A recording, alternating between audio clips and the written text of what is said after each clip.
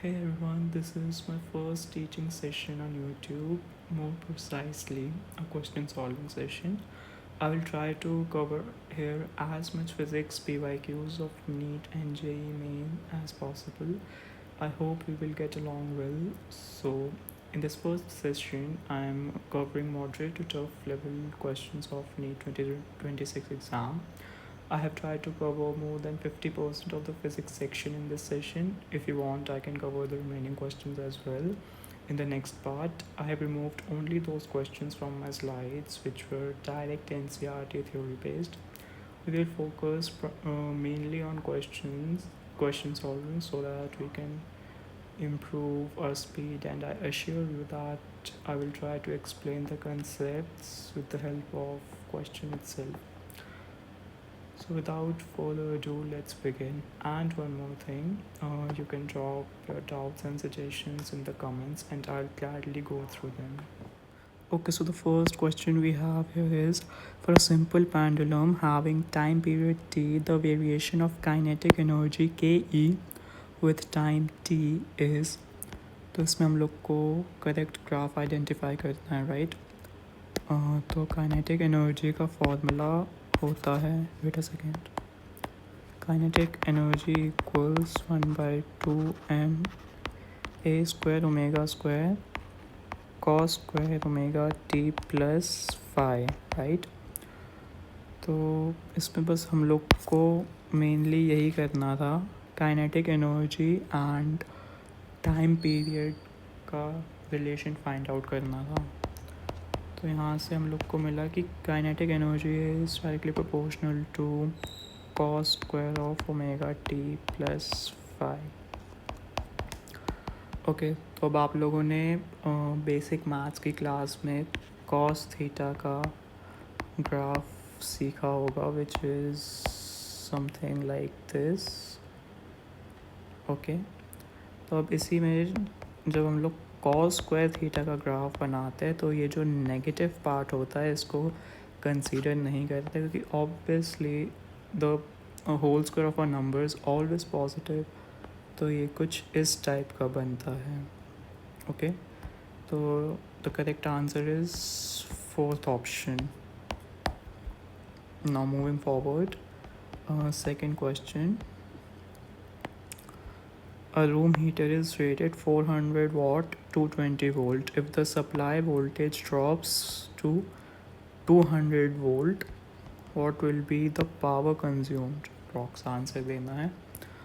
तो इसमें हम लोग यूज़ कर सकते हैं power generated equals V square by R. तो इसमें ध्यान देने वाली चीज़ ये है कि जो लोड का रेजिस्टेंस है वो दोनों ही सिनेरियो में कांस्टेंट है, राइट? तो ये हम लोग का कांस्टेंट ही रहेगा, इसलिए हम लोग दोनों की पावर्स का रेशियो फाइंड आउट कर सकते हैं. P1/P2 equals V1 square by R upon V2 square by R. R will be cancelled out, so we will get P1 is given 400 and we have to find out P2. V1 is 220 and V2 is 200, right? So after solving we will get P2 approximately equals to 331 watt. So this is the correct answer. Now moving to the third question.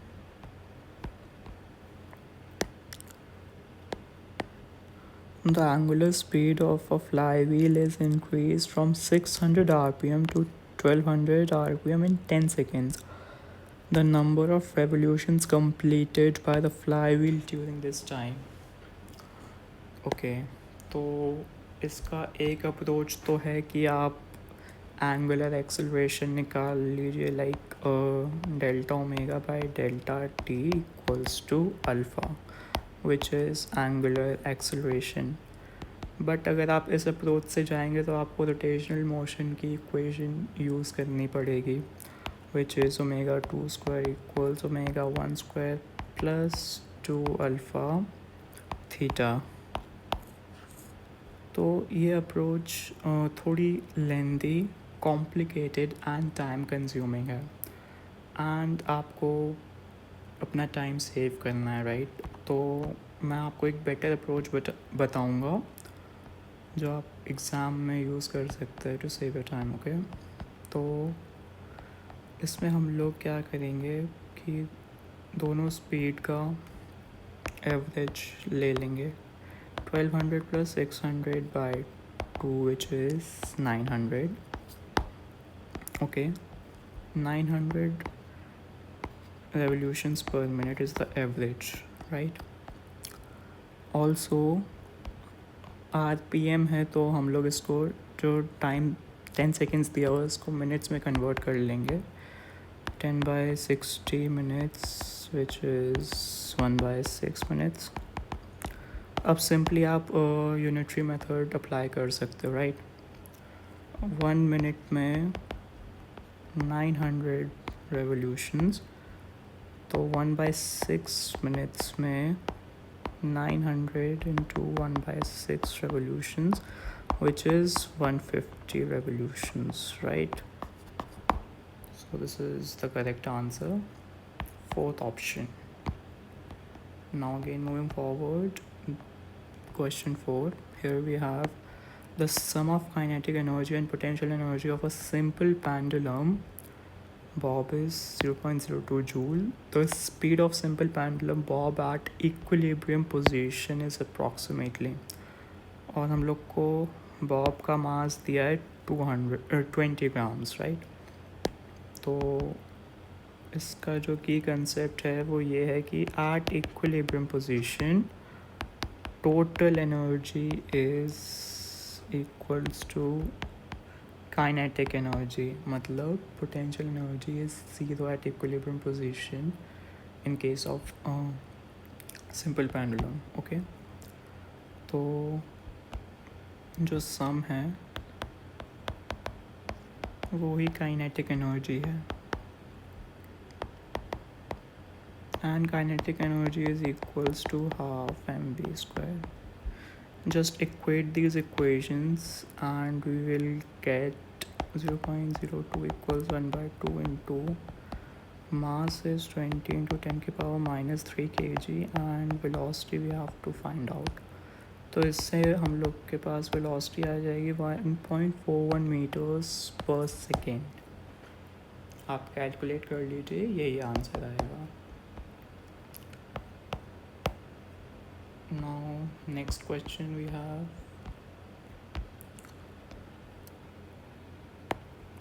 a 100-turn closely wound circular coil of radius 5 centimeter has a magnetic field of 3.14 into 10 की power minus 3 Tesla at its center. The current flowing through the coil and the magnetic moment of this coil are respectively. Okay, तो इसमें हम लोग को current and magnetic moment find करना है, right? तो circular coil का आपको फॉर्मूला याद होगा मैग्नेटिक फील्ड निकालने का, μ0 I/2r. अब क्योंकि इसमें n नंबर ऑफ टर्न्स है तो हम लोग इनटू n भी करेंगे, राइट? तो बस अब आपको वैल्यूज पुट करनी है एंड आपका आंसर आ जाएगा 2 into 5, and magnetic field is 3.14 into 10 की पावर minus 3. तो जब आप यहाँ से सॉल्व करेंगे तो करंट की वैल्यू आ जाएगी 2.5 amperes, and similarly magnetic field भी मैग्नेटिक मोमेंट भी हम लोग निकाल लेंगे. उसका फॉर्मूला होता है NIA, right?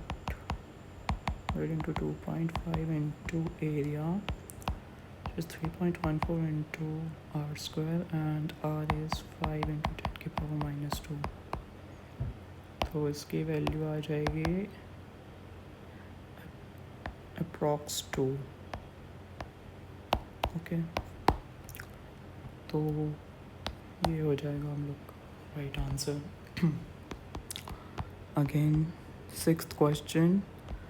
This is an interesting question. A submarine is designed to withstand an absolute pressure of 100 atm. How deep can it go below the water surface? Consider the density of water 1000 kg per meter cube and 1 atm की value दी हुई है 10 की power 5 pascal. I'm sorry. And gravity दिया हुआ है 10 metres पर second square. तो इसमें आप सोचिए कि अगर एक सबमरीन जो भी उसका डीपेस्ट पॉइंट तक वो जा सकती है, उस पॉइंट पे जो गॉज प्रेशर है वो उसका इक्वल होगा pressure due to water column, right. And gauge pressure क्या होता है? P absolute minus P atmospheric, right. तो इसमें एब्सोल्यूट प्रेशर आपको दिया है 100 atm and atmospheric pressure we all know it's 1 atm. Okay, तो 100 माइनस 1 इक्वल्स 99 atm. इसको पास्कल में अगर कन्वर्ट कर ले तो 99 इंटू 10 की पावर 5 atm पास्कल हो जाएगा. P gauge. एंड क्योंकि अब ये डीपेस्ट पॉइंट पे जाके इक्विलिब्रियम अटेन करेगा, तो हम लोग लिख सकते हैं कि P gauge is equals two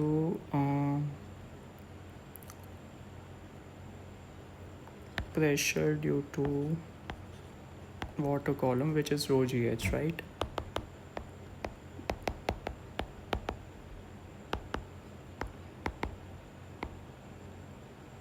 into height जो कि हम लोग को निकालनी है. इसको जब आप कैलकुलेट करेंगे तो ये आ जाएगा 990 metres. So this is the right answer. ओ इसके ऑप्शंस नहीं लिखे, कोई बात नहीं, लेट्स मूव फॉरवर्ड. आंसर इसका 990 मीटर्स ही. तो नेक्स्ट क्वेश्चन है हम लोग का क्वेश्चन 7. ये कैपेसिटेंस का है. 5 capacitors of capacitances C1 equals C2 equals C3 equals C4 equals 10 microfarad. Okay. And C5 is 2.5 microfarad are connected as shown along with a battery of 50 volt. तो हमें क्या करना है? इक्विवेलेंट कैपेसिटेंस निकालनी है and charge on each capacitor. Okay, तो पहले तो हम लोग इक्विवेलेंट कैपेसिटेंस निकाल लेते हैं. तो as you can see C1 C2 C3 C4 ये आपस में सीरीज़ में है. ओके, तो C series will be 1 by C series will be 1 by C1 plus 1 by C2 plus 1 by C3 plus 1 by C4 and इनकी values दी हुई है 10 microfarad है. Okay, 1 by 10 plus 1 by 10 plus 1 by 10 plus 1 by 10. So this will be 10 by 4, just 2.5 microfarad. Now अब जो इसका resultant आया वो C5 के साथ पैरेलल में है, राइट. तो C फाइनल हो जाएगा 2.5 माइक्रो एफ प्लस C5 की क्या वैल्यू है? 2.5 माइक्रो एफ है. 2.5 micro F which is 5 micro F. तो इक्विवेलेंट कैपेसिटेंस तो हम लोग की 5 माइक्रो एफ आ गई है. एंड अब हम लोग को निकालना है चार्ज हर एक कैपेसिटर पे. तो क्योंकि C1 C2 C3 C4 series में है तो हम लोग कह सकते हैं कि उनका चार्ज भी इक्वल होगा, right. Q1 equals Q2 equals Q3 equals Q4. C series into V. इसका कैपेसिटेंस आया था 2.5 micro F, right. 2.5 into 50 micro coulomb,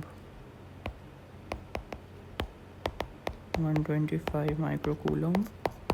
and जो C5 वाला कैपेसिटर है उसकी capacitance is 2.5 micro F and battery is of 50 volt.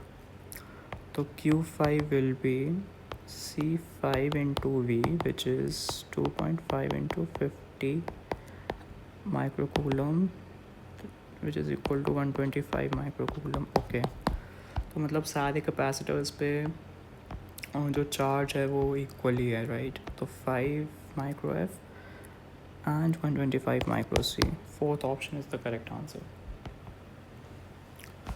Now moving forward, question 8. The amount of work done to raise a mass m from the surface of the earth to a height equal to the radius of the r will be. अच्छा, okay, तो इसमें हम लोग को work done निकालना है and we know that work done equals to U final minus U initial, मतलब final potential energy minus initial potential energy, right. तो जो final potential, okay, potential energy का फॉर्मूला होता है G M into small M by r, right. This is the formula that we use for potential energy. And हम लोग को दिया है कि जो हाइट है वो रेडियस ऑफ अर्थ के ही इक्वल है, ओके। तो फाइनल पोटेंशियल एनर्जी तो हो जाएगी, वेट यहाँ पे माइनस साइन आता है to represent attractive nature, okay. तो minus of G M into m upon r plus r, because total distance would be 2r, right, 2r. This is final potential energy. For initial potential energy we have simply r in the denominator with minus sign, of course. Now taking difference, the difference will be equal to the work done, okay. Minus gm 2m by 2r minus of gm into small M by R. तो ये minus minus plus हो जाएगा and answer will be G M into small M by 2r positive का। Now options आप check कर सकते हो, हम लोग को एक्सेलरेशन ड्यू टू ग्रेविटी के फॉर्म में ऑप्शंस दिए हुए हैं, तो चेंज करना पड़ेगा अपना answer.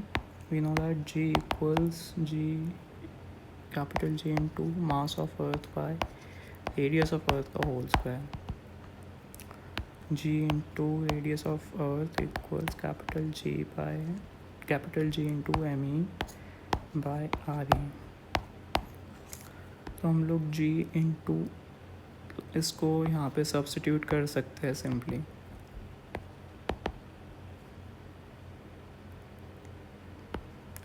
Small m G into R by 2. This is the correct answer. Option 1. Okay, so moving forward to the next question. Here we have, consider two uncharged capacitors of equal capacitance, 200 pi f. One of them is charged by a 100 volt supply and disconnected. Now this capacitor is connected to the uncharged capacitor. The amount of electrostatic energy lost in the process is, okay. तो ये कोई tough question नहीं है, मैंने इसको include इसलिए किया है क्योंकि इसका एक फॉर्मूला है जो स्टूडेंट्स भूल जाते हैं एग्ज़ाम टाइम पे, तो उसका रिवीजन हो जाए, इसके लिए मैंने ये इंक्लूड किया है। Energy loss equals 1/2 C1 C2 by C1 plus C2 into V²। Okay, तो बस अब आपको अपनी वैल्यूज़ पुट करनी और आपका आंसर आ जाएगा।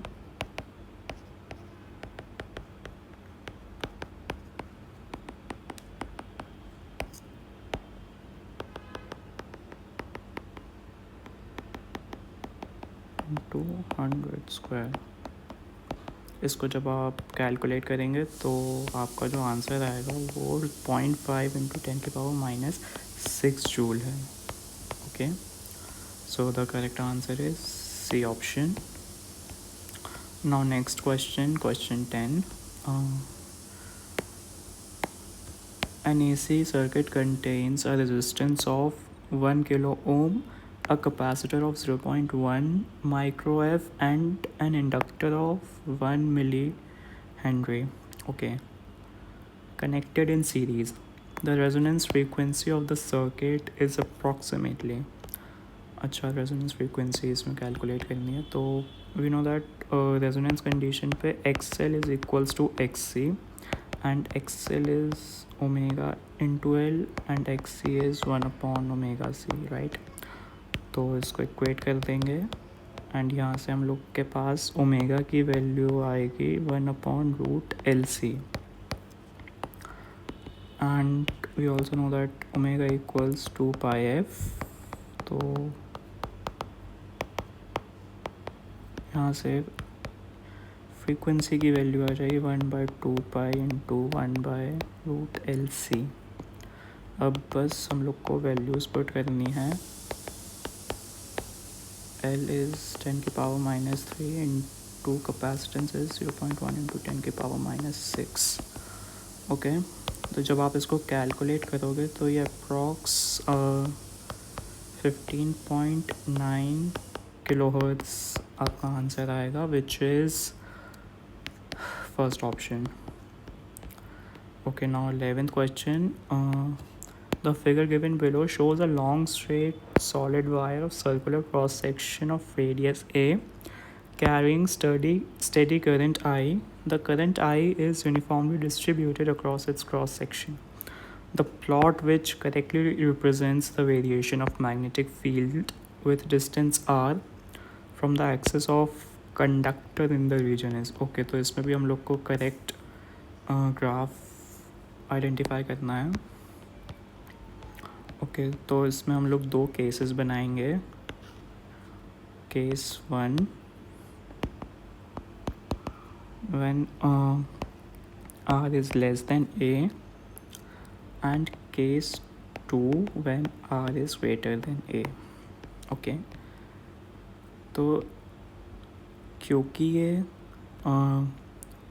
लॉन्ग स्ट्रेट सॉलिड वायर है तो हम लोग इसको as a long cylinder consider कर सकते हैं, solid cylinder. Okay, solid cylinder. तो उसमें जो हम लोग के पास मैग्नेटिक फील्ड रहेगी फर्स्ट केस में वो होगी mu not I r/2πa², right. और तो अब यहाँ से हम लोग देख सकते हैं कि magnetic field is directly proportional to r, तो ये लीनियर ग्राफ रहेगा फर्स्ट केस में। ओके, एंड सेकेंड केस में when r is greater than a, तब मैग्नेटिक फील्ड आपके पास रहेगी mu naught I/2πr। Okay, and इधर पे magnetic field is inversely proportional to r, so that's why ये डिक्रीज़ करेगा एंड ये आपका हाइपरबोलिक ग्राफ होगा, राइट। तो अब आप मैच कर लीजिए इसमें देखिए ये लीनियर इंक्रीज़ कर रहा है और यहाँ पे ये डिक्रीज़ कर रहा है हाइपरबोलिक ग्राफ। तो ये आपका करेक्ट आंसर है। Now moving forward, question 12। ये सिंपल सा थर्मोडाइनमिक्स का क्वेश्चन है। An electric heater supplies heat to a system at a rate of 100 watt. If the system performs work at a rate of 75 joules per second, then the rate at which internal energy increases will be. Okay, तो इसमें simply आपको first law of thermodynamics लगाना है। D q by d t equals d डब्ल्यू by d t plus d u by d t, right. तो आपके पास d q by d t की वैल्यू गिवन है 100 एंड डी डब्ल्यू बाई डी टी की वैल्यू गिवन है 75, राइट। तो इससे आप d u by d t की वैल्यू निकाल सकते हैं 25 वाट। ओके, तो second option is the correct answer. Now next question, इसमें क्या है? The peak value of an alternating current is 5 ampere and frequency is 60 hertz. How long will the current starting from 0 take to reach the peak value? Okay, तो इसका भी formula कभी कभी थोड़ा problematic लगता है स्टूडेंट्स को। I equals I peak into sine of omega t. This is alternating current, right? तो पहले तो हम लोग ओमेगा की वैल्यू निकाल लेते हैं। 2 pi into 60 which is 120 pi, right. अब बस करंट की और ओमेगा की वैल्यूज़ को आप इसमें इक्वेशन में रख दीजिए। 120 pi T, 5 will be cancelled out. 1 equals sine of 120 pi t. तो इसको हम लोग लिख सकते हैं sine pi by 2 equals sine of 120 pi t. अब जब इसको कंपेयर कर लेंगे तो pi by 2 equals 120 pi t. यहाँ से pi pi cancel and t आपके पास आ जाएगा 1/240 सेकेंड्स, राइट। ओके, सो ये हो जाएगा second option. Now next question wave optics का। In Young's double slit experiment using monochromatic light of wavelength lambda, the intensity of light at a point on the screen where the path difference is lambda is k units. Okay, the intensity of light at a point where the path difference is lambda by 3 will be. Okay, ठीक है। तो इसमें पहले इन्होंने दिया है कि wavelength आपकी लाइट की इज़ लैम्डा एंड अच्छा पाथ डिफरेंस आपको लैम्डा दिया हुआ, ठीक है। तो इसमें हम लोग यूज़ करेंगे I equals I not cos square delta phi by 2। सबसे पहले हम लोग को डेल्टा फाई कैलकुलेट करना है which is the phase difference, and इसका फॉर्मूला होता है 2 pi by lambda into delta x which is path difference. तो हमारे पास फर्स्ट केस में जो पाथ डिफरेंस दिया है वो लैम्डा ही है, तो इसको बस एज इट इज़ हम लोग डाल देंगे into lambda. Lambda lambda will be cancelled out, so phase difference will be 2 पाई।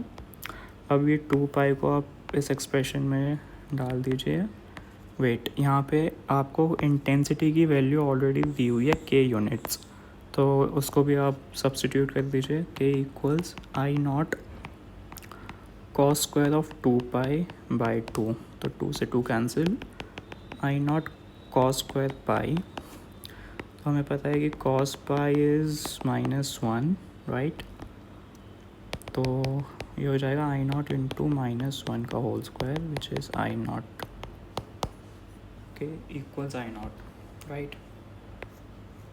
अब अरे हाँ, अब नेक्स्ट केस में हमारे पास है intensity path difference is lambda square units, the intensity of light at a point. Okay तो हम लोग को रेशियो फाइंड आउट करना है, राइट?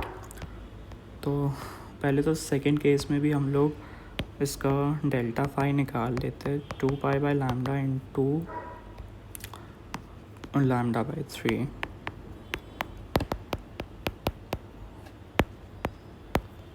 ओके अब इसको वही हम लोग इंटेंसिटी के एक्सप्रेशन में रख देंगे, I2 equals I0 cos square 2 pi by 3 upon 2 not cos square pi by 3. cos pi by 3 is 1/2, तो ये हो जाएगा 1/2 का whole square which is I0 into 1/4. तो बस अब हम लोग रेशियो ले लेंगे, I/I2 equals I0 upon I0/4. तो I की वैल्यू हम लोग के पास k यूनिट्स थी एंड I2 हम लोग को फाइंड आउट करना है. तो यहाँ से I2 आ जाएगा k/4. ओके तो ये आपका फोर्थ ऑप्शन हो जाएगा, k/4. नाउ नेक्स्ट क्वेश्चन 14 है ये, 15th.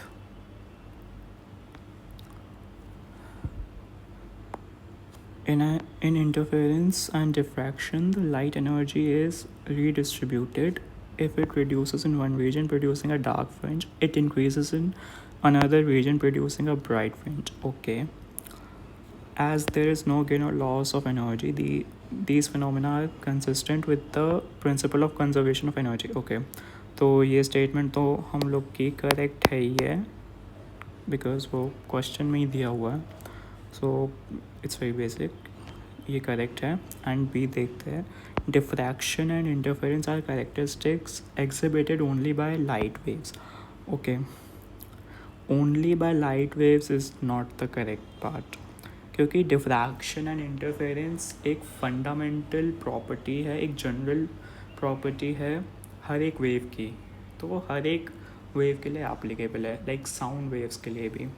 तो ओनली वर्ड यहाँ पे नहीं होना चाहिए था.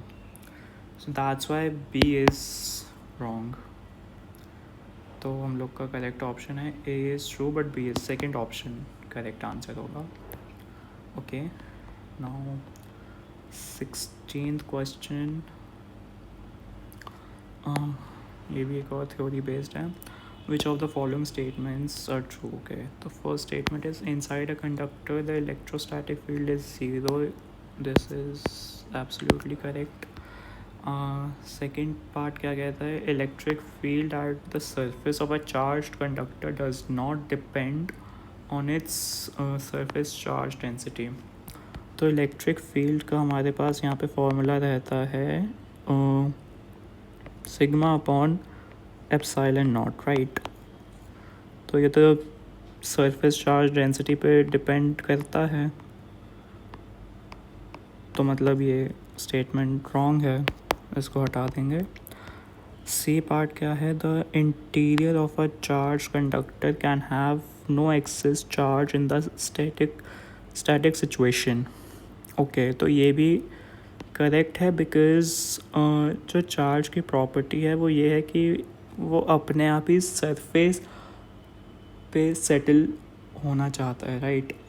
तो इसलिए किसी भी कंडक्टर के इंटीरियर में चार्ज प्रेजेंट नहीं होता है स्टैटिक सिचुएशन में, वो हमेशा उसके सरफेस पे रहता है.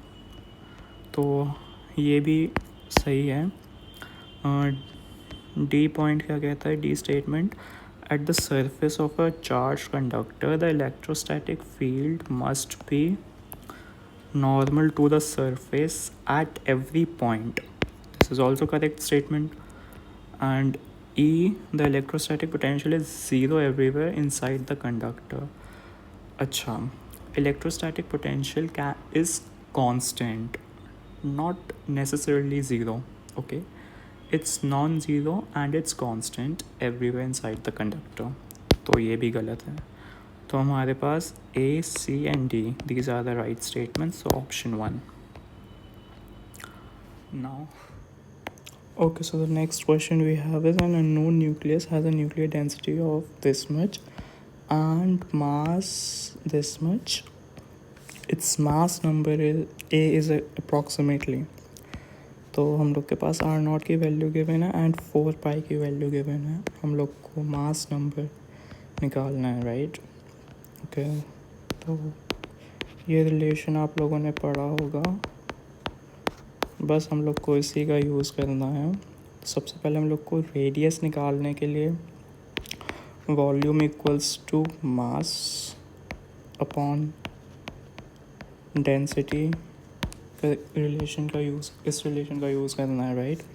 तो volume is 4/3 pi r cube equals mass हमारे पास कितना गिवन है 19.926 इंटू 10 की पावर -27 अपॉन 2.29 इंटू 10 की पावर 17, राइट? तो यहाँ से जब आप कैलकुलेट करेंगे आर क्यूब की वैल्यू 20.7 इंटू 10 की पावर -45 देखने को मिलेगी. एंड यहीं से अगर आप इसका क्यूब रूट ले लेंगे तो आर की वैल्यू आ जाएगी 2.74 इंटू 10 की पावर -15 मीटर्स. ओके, ये कैलकुलेशन आपको करना पड़ेगा, तो यही आएगा उससे. एंड अब इसको हम लोग यहाँ पे सब्स्टिट्यूट कर देंगे, तो ये हो जाएगा 2.74 इंटू 10 की पावर -15 इक्वल्स 1.2 इंटू 10 की पावर -15 R0 की वैल्यू यहाँ गिवन है इंटू ए का क्यूब रूट. तो 10 की पावर -15 कैंसिल हो जाएगा. 2.74 अपॉन 1.2 का होल क्यूब ए. तो यहाँ से ए की वैल्यू अप्रॉक्सीमेटली 12 आ जाएगी. So third option is the right answer. Okay, next question. Moment of inertia is related. A thin wire of length L and linear mass density M is bent into a circular ring in XY plane with the center C as shown in the figure. The moment of inertia of the ring about an axis y dash will be. Okay, तो सबसे पहले तो हम लोग इसका मास का expression लिख लेंगे which will be small m into L, where small m is linear mass density as given in the question, and L is circumference which is 2 pi r. and यहाँ से r की वैल्यू आ जाएगी L/2 pi, right? तो अब हम लोग moment of inertia निकालेंगे. तो ये आप लोग को याद होना चाहिए कि सर्कुलर रिंग में डायमीटर के अक्रॉस जो मोमेंट ऑफ इनर्शिया की वैल्यू आती है वो है mr²/2, राइट? और क्योंकि हम लोग को यहाँ सेंटर से निकालना है एंड सर्कुलर रिंग का सेंटर ऑफ मास के अक्रॉस जो मोमेंट ऑफ इनर्शिया होता है दैट इज़ mr². ओके, तो y डैश के अक्रॉस हम लोग मोमेंट ऑफ इनर्शिया निकालने के लिए पैरेलल एक्सिस थ्योरम का यूज़ कर सकते हैं, जहाँ centre of mass and diameter के अक्रॉस जो भी हमारा मोमेंट ऑफ इनर्शिया है वो ऐड हो जाएगा like this. So I dash would be mr² plus 1/2 mr². This will be 3mr². अब बस हम लोग को इसमें मास एंड रेडियस की वैल्यूज़ पुट करनी है जो हम लोगों ने पहले ही निकाल के रखी हुई है, right? 3/2. Okay, 3/2 into ml into L/2 pi का whole square. Okay, so this will be 3m L cube upon 8 pi square y by dash k across moment of inertia. Third option is the right answer. Okay, now next question. 19th. For a traveling harmonic wave, okay तो ये एक wave equation दी हुई है हम लोग को, where x and y are in centimeter and t is in seconds. The phase difference between oscillatory motion of 2 points separated by a distance of 0.5 meters is. Okay तो ये जो यहाँ पे 0.5 मीटर डिस्टेंस दिया हुआ है, ये हम लोग का फेज डिफरेंस है 0.5 मीटर. इसको हम लोग कन्वर्ट कर लेंगे सेंटीमीटर्स में, because x and y are in centimetres, right. So ये आ जाएगा हमारे पास 50 सेंटीमीटर्स डेल्टा एक्स की वैल्यू. एंड ऑल्सो जो फेज डिफरेंस का हम लोग फॉर्मूला यूज़ करेंगे वो होगा k delta x, right. And k is the wave number. तो आपके वेव इक्वेशन में जो भी एक्स वाले टर्म का कोफिशिएंट है वो ही आपका वेव नंबर होगा. एंड ऑल्सो जब आप ये ब्रैकेट ओपन करेंगे तो ये मल्टीप्लाई हो जाएगा, राइट. तो जो आपके पास के की वैल्यू आएगी वो 2 पाई इंटू 0.008 होगी, राइट. 2 पाई इंटू 8 इंटू 10⁻³ हम लोग इसको लिख सकते हैं.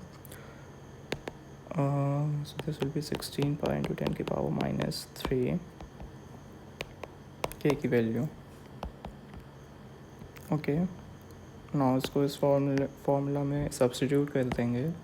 सो delta phi will be equals to 16 pi into 10⁻³ into 50. Okay, तो 80 0.8 पाई, यहाँ पे 800 पाई इंटू 10⁻³ यस. सो 0.8 पाई हमारा डेल्टा फाई आ जाएगा. So third option is the right answer. Next question 20. It says a box of mass 15 kg is kept on the floor of a stationary trolley. The coefficient of static friction between the box and the trolley is 0.12. Keeping the box in stationary state over the trolley, the maximum acceleration with which the trolley can be moved horizontally.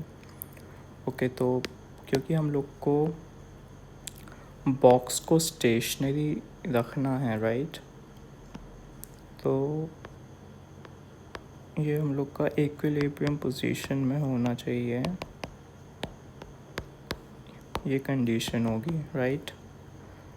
So M will be cancelled out to 10.2 meters per second square. This is the right answer. Second option. Alright, now question 21. The current in the circuit shown below. Okay, तो हम लोग को पता है for ideal diode forward resistance is 0 and reverse resistance is infinity, right. तो based on this हम लोग conclude कर सकते हैं कि जो हमारा फाइनल सर्किट बनेगा वो कुछ इस टाइप का होगा.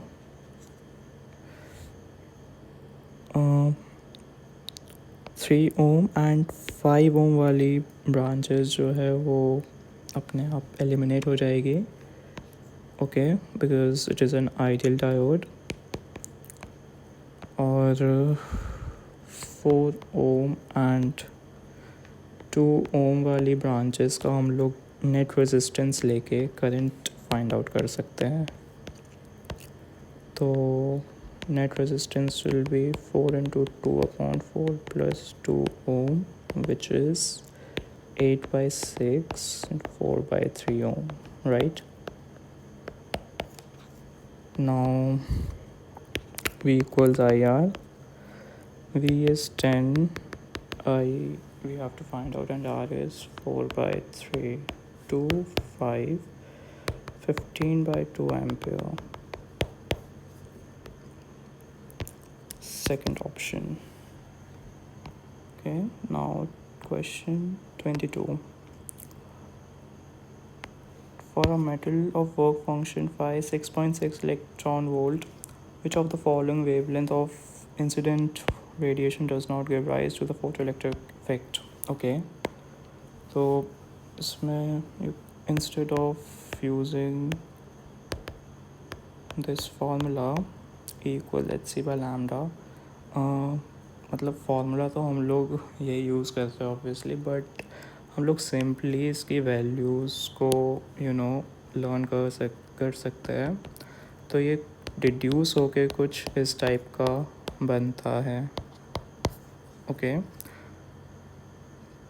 अगर यहाँ पे एनर्जी आपकी इलेक्ट्रॉन वोल्ट में है और आप ये फार्मूला यूज़ कर रहे हो, तो जो वेवलेंथ आएगी आपकी वो नैनोमीटर्स में आएगी. ओके, तो यूजुअली टीचर्स ये अपने स्टूडेंट्स को लर्न करवा देते हैं टाइम बचाने के लिए, बट अगर आप नहीं जानते इस फार्मूला को तो आप नोट डाउन कर सकते हो, राइट? तो यहाँ से हम लोग थ्रेशोल्ड वेवलेंथ निकाल लेंगे. 6.6 इक्वल्स 1240 बाय लैम्डा. तो लैम्डा की वैल्यू यहाँ से अप्रॉक्सीमेटली 187 पॉइंट समथिंग आएगी. ओके, तो न्यूटन मीटर्स में, सॉरी नैनोमीटर्स में. तो जो भी वैल्यू इससे बड़ी होगी वो फोटो इलेक्ट्रिक इफेक्ट शो नहीं करेगी. So first option is the right answer. Now next 23rd. ये तो बहुत ईजी है, पता नहीं मैंने इसको क्यों ऐड किया. The speed of light in vacuum is taken as unity. If light takes 6 minutes 40 seconds to reach the earth from the sun, the distance between sun and the earth in new unit is. Okay, तो सबसे पहले तो हम लोग D equals to VT हम लोग को पता है, and V is unity which is 1, and T is 6 minutes 40 seconds. So let's take it in seconds only. 6 into 60 plus 40, which gives us 400 seconds, and D will be 1 into 400 units. So fourth option is the right answer. Next question. A rectangular wire loop of sides 8 cm and 3 cm with a small cut is moving out of a region of uniform magnetic field of magnitude of 0.3 Tesla, directed normal to the plane of the loop. The EMF developed across the unit if the velocity of the loop is 2 centimeters per second in a direction normal to the shortest side of the loop will be.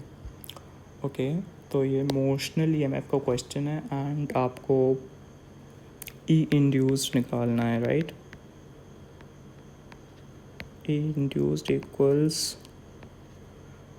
BVL, and इसमें आपको already mention किया हुआ है कि आपको shorter side के respect में निकालना है.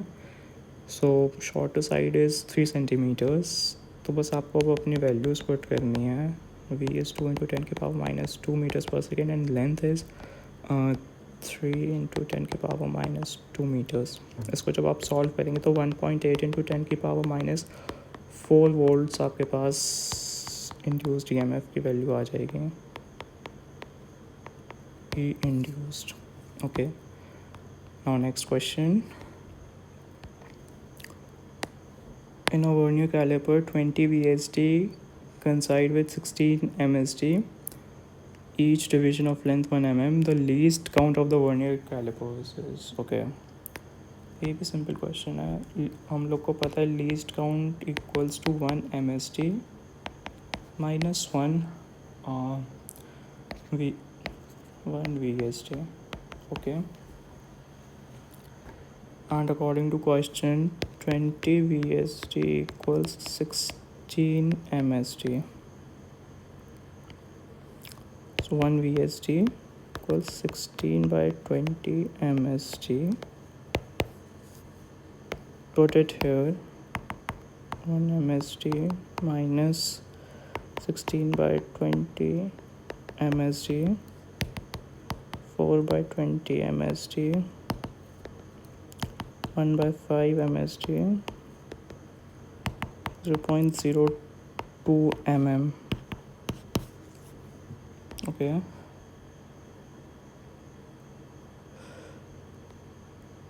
Each deviation हमारा 1 mm का है, right? So 0.02 mm is the right answer. Third option. Wait.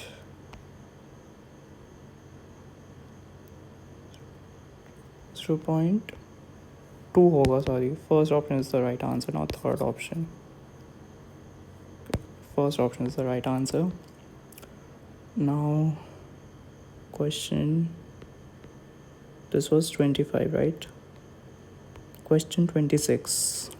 Okay. So it says a ray of monochromatic light is passing through an equilateral prism ABC as shown in the figure. The refracted ray QR is parallel to its base PC and the angle of incidence is 50 degree. Then the angle of deviation is okay. So the key observation here is that कि ये जो QR ray है ये prism के base के parallel है. This means that this is the case of minimum deviation. तो हमारे पास minimum deviation का फॉर्मूला रहता है 2i minus a. Okay. i हमारे पास गिवन है 50 डिग्रीज एंड a हमारे पास गिवन है 60 डिग्रीज बिकॉज इक्विलेटरल प्रिज्म है. सो 2 into 50 minus 60, 40 degree. Fourth option. Now next question. Okay, so the last question that we have here is in the first excited state of hydrogen atom, the energy of its electron is minus 3.4 electron volt. Radial distance of the electron from the hydrogen nucleus in this case is okay. तो हम लोग को बस simply distance निकालना है. We can use this formula 3.4. K is 9 into 10 की power 9.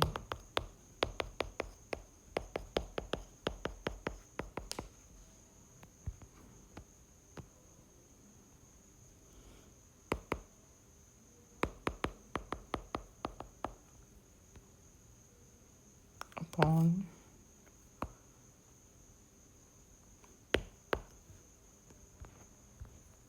और इसको भी हम लोग कन्वर्ट कर देंगे.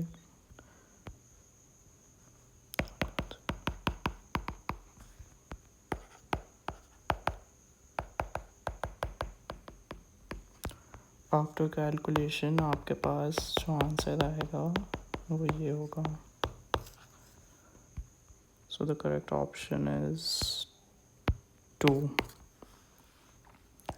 And this is the end of today's session. And please subscribe for more such videos. Thank you.